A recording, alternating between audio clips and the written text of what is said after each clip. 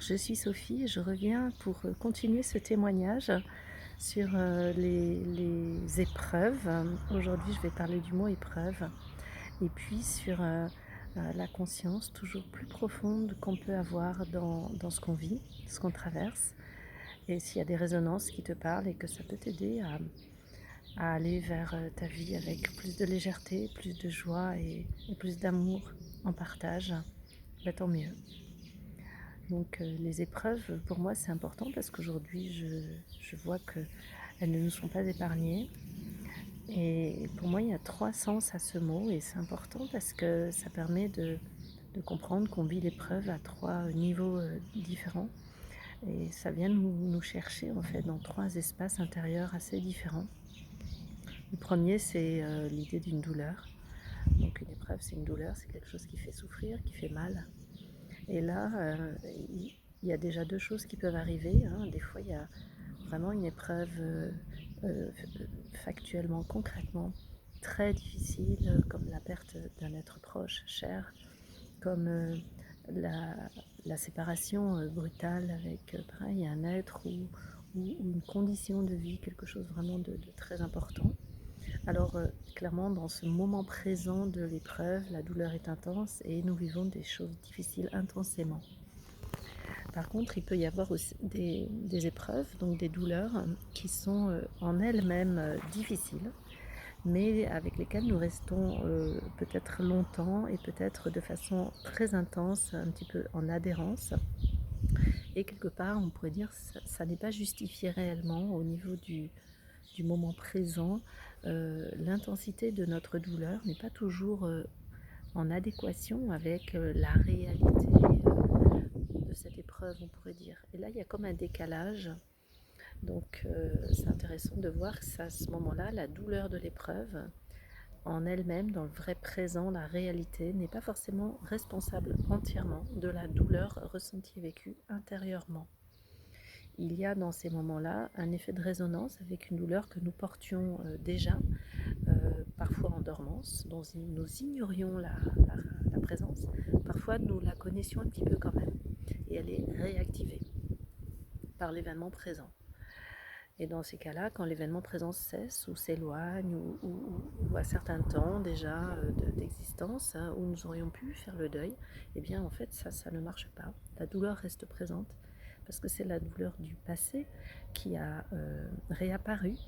Et si nous nous occupons simplement du présent, ben, nous ne comprenons pas cette douleur. Dans ce cas-là, c'est intéressant de se rappeler que nous avons été aussi un être dans le passé et un être vulnérable. Et là, je parle symboliquement, mais pas que symboliquement aussi, de l'enfant en nous.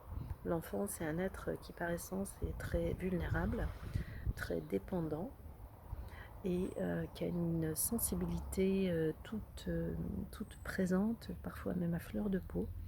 Et du coup, il va être potentiellement blessé ou affecté par des situations. Et quand il est très très dépendant, quand dans cette période de vie, donc nous ne pouvons pas nous extraire ou transformer des situations qui sont difficiles à vivre, ça peut être des situations soit de maltraitance, soit de carence, soit de négligence, de nos besoins, alors physiques, psychiques, affectifs, émotionnels, psychologiques. Tout ça va nous mettre dans des souffrances. Par contre, quand on est enfant, on ne peut pas prendre en charge cette souffrance. La plupart du temps, on n'en a pas les moyens psychiques et physiques. Donc, on va faire inconsciemment, en fait, des mouvements qui vont nous permettre de passer outre cette difficulté et de nous construire sur ce qui fonctionne bien. C'est la résilience. Et ces difficultés, ces souffrances, on les met un petit peu comme dans un placard en attente du moment dans la vie où on pourra revenir s'en occuper. Puis généralement, on oublie complètement et on ne revient pas consciemment. Tiens, je vais aller faire mes placards, faire du tri, m'occuper de tout ça. En fait, on ne fait pas. Ça revient vers nous de façon non désirée la plupart du temps et surprenante et surtout, on ne comprend pas. Donc le fait de mettre dans des placards comme ça s'appelle faire des clivages. C'est des coupures intérieures. On met de côté. Et donc on ne ressent plus sur le moment la douleur, ou beaucoup moins. C'est ce qui se passe par effet de résonance quand on est dans une épreuve de vie au niveau de la vie adulte et qu'on ne comprend pas l'intensité de notre réaction, de notre souffrance et surtout sa durabilité des fois. Hein. On se dit mais j'aurais dû faire le deuil et j'y arrive pas et c'est pas encore fait. Et en fait c'est ces placards à ce moment-là qui se sont réouverts en résonance et qui amènent les affaires du passé. Donc on pourrait appeler ça c'est l'enfant intérieur blessé en nous. Alors je mets dans le mot blessé un tas de choses, ça peut être donc toute forme de carence, de déficience, de maltraitance bien sûr, de négligence. Il faut voir que rarement dans nos sociétés occidentales, là on a de la maltraitance tellement forte physiquement qu'on n'a pas le gîte ou le couvert. La plupart du temps, on a quand même des aspects fonctionnels qui sont nourris au niveau de nos besoins. Mais ça ne suffit clairement pas à construire un humain. Le fonctionnel ne nous suffit pas. Donc il faut vraiment voir parfois des aspects beaucoup plus subtils, beaucoup plus invisibles, comme le fait de ne jamais être pris en compte, une parole qui n'est pas écoutée, des sentiments qui ne sont même pas intéressants. Il y a beaucoup d'espaces familiaux où par exemple on ne parle pas de nos émotions. En fait, c'est un peu comme si c'est nié, ça n'existe pas, on ne ressent pas. Donc on fait les choses, on fait beaucoup de choses, même des fois très bien. Par contre, on ne s'intéresse pas à comment on vit les choses. Donc ça fait des clivages entre ce que je fais, par exemple, et ce que je conscientise, ce que je suis. Et ça fait des clivages qui vont amener une dépression de soi. Si je ne fais pas, je ne suis rien, je ne vaux rien. Il faut que je fasse. Ça peut amener des clivages comme ça. Et toutes sortes de clivages en fait sont créés par comme ça des aspects où nos besoins humains, d'affectivité, d'émotions partagées, écoutées, de compréhension, n'ont pas été nourris. Et voilà, du coup, l'épreuve du présent peut venir nous rappeler, nous remettre à flot finalement avec une épreuve du passé. Et à ce moment-là, bien évidemment, c'est l'épreuve du passé dont il faut s'occuper. Alors comment ? Mais en fait, c'est très simple. Et l'objet de cette vidéo, c'est aussi vraiment de recadrer quelque chose qui souvent est confus.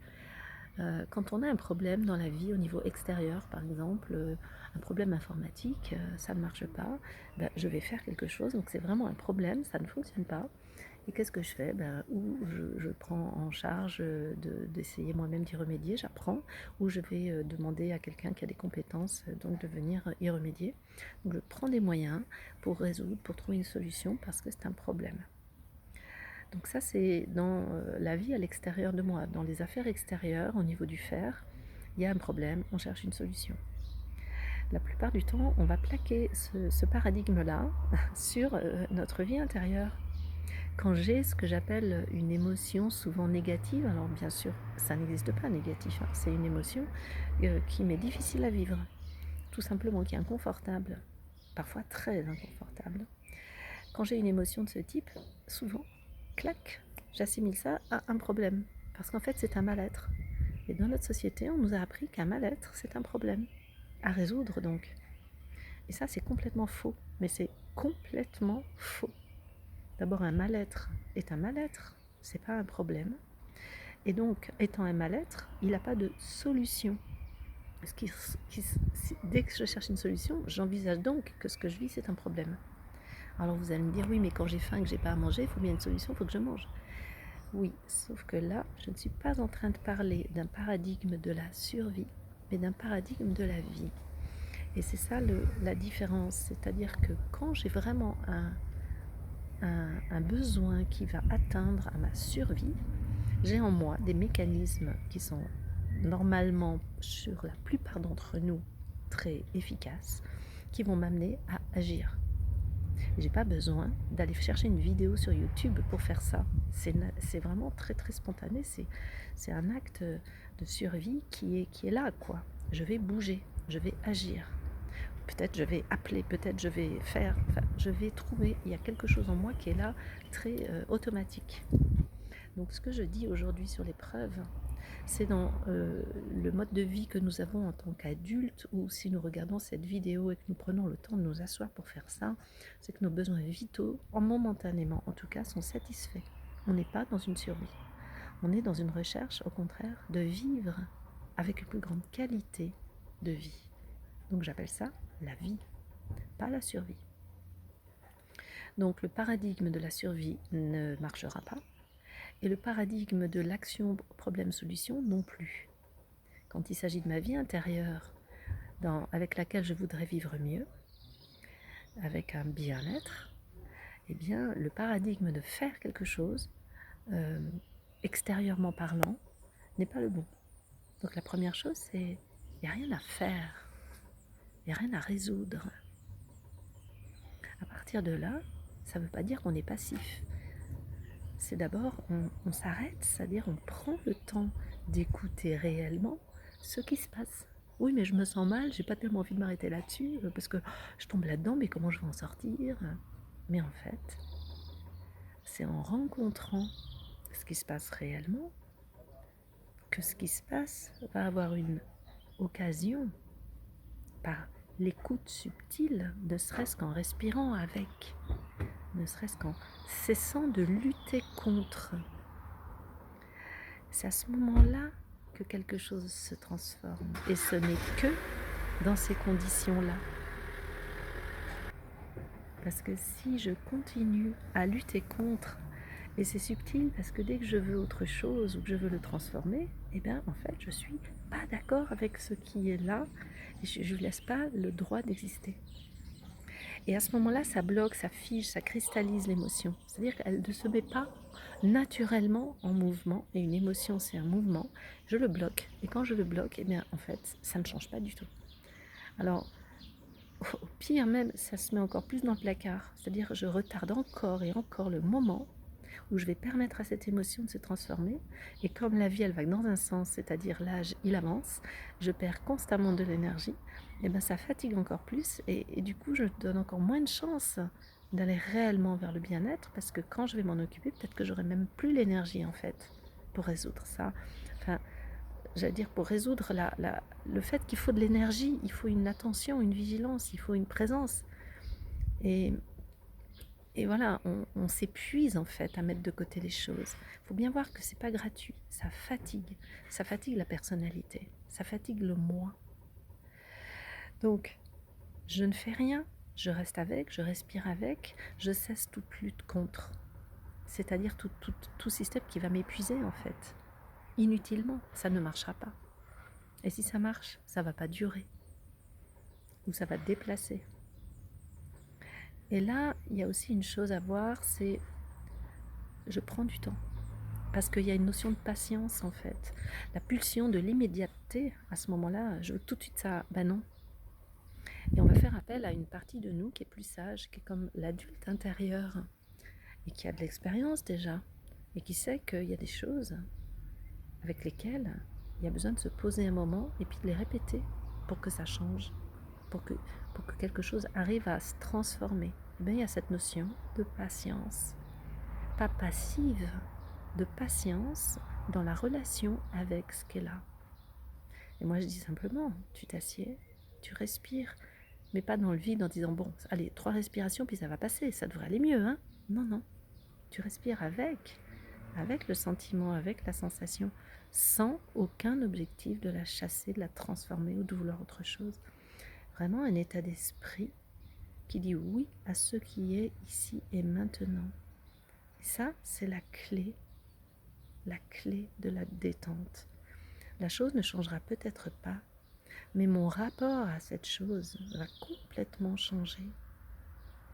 Et là, c'est la qualité de ma vie qui change tout entière. Parce que si vraiment j'ai du pouvoir sur certaines choses que je peux changer, blabla, transformer tout de suite et ça va mieux, il y a plein de choses sur lesquelles je n'ai pas ce pouvoir. Mais je ne perds jamais le pouvoir de la façon dont je rencontre cette épreuve, cette douleur, ce sentiment, cette émotion. Parce que ça m'appartient totalement, c'est ma vie intérieure. À moins que je perde conscience, j'ai ce pouvoir sinon. Donc je m'assieds, je respire avec et je veille à ne pas lutter contre et je veille à aller vers l'accueil et non pas le rejet de ce que je suis en train d'éprouver. Un peu comme on accueillerait un enfant qui est en train peut-être de vivre une grosse tristesse. On va pas lui dire, bon, écoute, je m'en vais, je reviens quand tu vas mieux, hein, parce que vraiment ça, non, j'ai pas envie de vivre ça. En fait, si c'est notre enfant, ce serait bien dur de dire ça, hein. On va s'approcher naturellement, puis qu'est-ce qu'on fait? On peut pas lui enlever, si c'est un chagrin avec ses amis, on va pas changer ça. Par contre, on va prendre un moment avec, peut-être qu'on va rien dire, on va se rapprocher, on va peut-être prendre la main, on va respirer ensemble, on va être ensemble. Que dire? Rien. Peut-être un mot, peut-être dire je suis là, je t'écoute, je suis là et je reste là, un moment. Apprendre à faire ça avec ses propres émotions, ses propres vécus, ses propres sentis. Donc le premier sens de l'épreuve, oui, il y a une douleur et je m'en occupe. Cette douleur peut avoir des résonances avec un passé qui revient, je l'identifie et je reste avec, je m'en occupe comme d'un enfant, l'enfant blessé en moi. Le deuxième sens du mot épreuve, c'est un test. Je suis testée. Et oui, une épreuve, c'est un test de ma force, de mes capacités, de mes compétences. Et là, bah oui, la vie, en fait, elle me met à l'épreuve pour me tester. Alors j'en suis où de ma force? Parce que quand j'étais petit, j'avais pas trop de force. Puis j'ai grandi, je suis devenue adulte, et en moi, l'adulte, il est capable de quoi maintenant? Est-ce qu'il est capable de s'asseoir avec l'enfant et de l'écouter et de prendre un temps ensemble pour extérieurement ne rien faire et à l'intérieur être dans le oui à ce qui est là, dans la respiration avec, et à gérer, à tolérer cette frustration d'action extérieure, justement. Et oui, on mesure le degré de maturité psychologique d'une personne à sa capacité de tolérer la frustration. Alors, je ne parle pas de se frustrer de choses essentielles par rapport à nos besoins, mais de frustrer le dysfonctionnement qu'on a mis en place, qui est un système de défense, de vouloir toujours résoudre à l'extérieur nos mal-être intérieurs. Donc je reste assis, je reste avec, et je respire avec, et je mesure ma force, ma capacité à faire ça. Et puis le troisième sens du mot épreuve, c'est une épreuve initiatique. On retrouve ça dans les contes de fées. C'est l'idée qu'une épreuve, elle est là parce qu'elle a un message pour moi, profondément. Elle est en train de m'apprendre quelque chose. Alors je ne vais pas trop aller sur ce thème aujourd'hui, mais simplement me dire que même si je ne m'en rends pas compte, même si c'est insupportable, inacceptable, parfois accepter l'inacceptable est un sens profond d'une épreuve. Accepter, ça ne veut pas dire se mettre en victime et se soumettre. Non, il y a des réparations qui doivent être faites. Et accepter ne veut pas dire bon, je ne demande plus rien. Non, non. Parfois, si, accepter, c'est j'accepte que j'ai à demander, justement. Le sens initiatique, c'est chaque épreuve que je vis a, de façon évidente ou moins évidente, un message pour moi, pour m'aider à grandir encore, avec plus de sagesse, plus de conscience et surtout plus d'amour dans ma vie. Et parfois, je mets du temps à trouver ce sens.